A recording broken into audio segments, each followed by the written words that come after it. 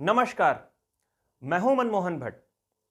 सरकार ने ढोल पीटा कि भ्रष्टाचार पर बड़ा कुठाराघात किया गया है, लेकिन हकीकत यह है कि जिन लोगों को गिरफ्तार किया गया उनकी धीरे धीरे जमानत होने लगी है। 42 आरोपियों की गिरफ्तारी यूके एसएसएससी के प्रकरण में हुई है और लगभग 18 लोगों की जमानत हो चुकी है। ऐसे लोगों को भी जमानत दी जाने लगी है जिन्हें मुख्य आरोपी बनाया गया और जो 2016 से जांच के घेरे में थे। एसटीएफ जिन साक्ष्यों को मजबूत मान रही थी, उन्हीं साक्ष्यों को कोर्ट ने खारिज कर दिया है। वास्तव में लचर पैरवी उत्तराखंड सरकार की सबसे बड़ी समस्या है। राज्य का कोई भी मुख्यमंत्री जब अपने पद की शपथ लेता है तो कई सपने उसके मन में होते हैं, लेकिन कई सपनों को ठंडा कोर्ट कर देता है। हाई कोर्ट में तो सरकार की फजीहत पिछले कई वर्षों से नहीं, दशकों से हो रही है, लेकिन अब session court, vigilance court, district court में भी जो मामले पहुंच रहे हैं, सरकार या पुलिस जिन मामलों में पैरवी कर रही है, वहां पर भी गच्चा खाना पड़ रहा है सरकार को और फजीहत हो रही है।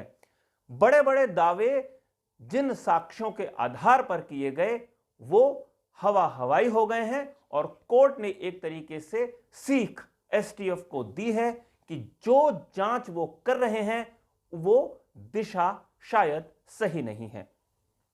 ताजा मामला यूके एसएसएससी के प्रकरण में है, जब जो टेक्नो सॉल्यूशन कंपनी है राजेश चौहान की, जिसने परीक्षा कराने की जिम्मेदारी संभाली थी, उसका जो मालिक है राजेश चौहान, उसको भी जमानत मिल गई है। और 2016 से जब इस पूरे प्रकरण की धांधली की जांच चल रही थी तो वो जांच कर रही थी विजिलेंस। 2022 में जब बीपीडीओ भर्ती घोटाला सामने आया तो जांच एसटीएफ को ट्रांसफर कर दी गई। पुराने मामलों में यह बताया गया कि बहुत मजबूत साक्ष्य हैं। 8 अक्टूबर का वो दिन था जब आयोग के पहले अध्यक्ष डॉक्टर आरबीएस रावत और पूर्व परीक्षा नियंत्रक, पूर्व सचिव, इनको गिरफ्तार किया गया। ऐसा लगने लगा था कि मामला बहुत गंभीरता के साथ आगे बढ़ रहा है और अब सब कुछ सरकार के या जांच एजेंसियों के हाथ में पहुंच चुका है। 11 अक्टूबर को राजेश चौहान भी पुलिस के हत्थे लग गया, लेकिन 11 अक्टूबर के बाद से जो प्रकरण था वो ठंडा होता हुआ भी नजर आया। उसके बाद जमानत प्रक्रिया शुरू हुई और धीरे धीरे सब लोग बाहर निकलना शुरू हो चुके हैं। राजेश चौहान को जिस आधार पर गिरफ्तार किया गया था उस आधार को कोर्ट ने खारिज कर दिया। जांच एजेंसी पर सवाल खड़े कर दिए हैं जो कोर्ट है। विजिलेंस कोर्ट के जो जज हैं ब्रजेंद्र सिंह, उन्होंने जमानत दे दी है राजेश चौहान को। और जो तर्क जांच एजेंसी का था वो बयानों के आधार पर राजेश चौहान तक पहुंचे थे। आरोप था कि आरबीएस रावत जो अध्यक्ष थे तत्कालीन 2016 में, उस समय के परीक्षा नियंत्रक और उस समय के सचिव जो आयोग के थे, उनके साथ मिलकर राजेश चौहान ने ओएमआर शीट में गड़बड़ी की है। लेकिन ये सारी की सारी बातें बयानों के आधार पर थी जिन आरोपियों को एसटीएफ ने या विजिलेंस ने पकड़ा था।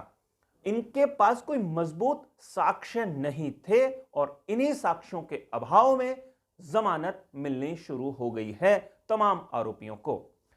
कई बार पैसे की बात आती है कि कोई पैसा नहीं पकड़ा गया, कई बार जिस तरीके के तर्क दिए गए उनको कोर्ट ने खारिज कर दिया है। अब जब फजीहत होने लगी है एसटीएफ की, तो एसटीएफ की तरफ से या सरकार की तरफ से जो बात आई है वो कहते हैं कि हम नैनीताल हाई कोर्ट में इन जमानत के खिलाफ जाएंगे, यानी इनकी जमानत को खारिज कराने के लिए जाएंगे।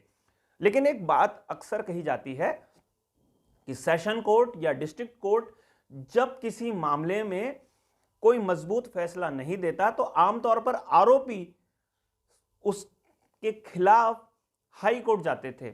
ऐसे मामले बहुत कम हैं जब आरोपियों को जमानत मिल रही हो और जांच एजेंसी उन आरोपियों की जमानत के लिए, जमानत खारिज ना हो इसके लिए हाई कोर्ट जाएगी।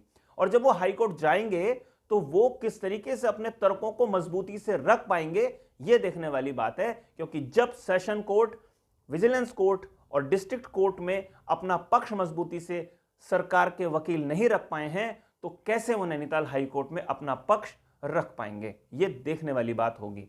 हालांकि राजेश चौहान वीपीडीओ भर्ती घोटाले के मामले में भी आरोपी है और इस मामले में अभी वो जेल में ही रहेगा।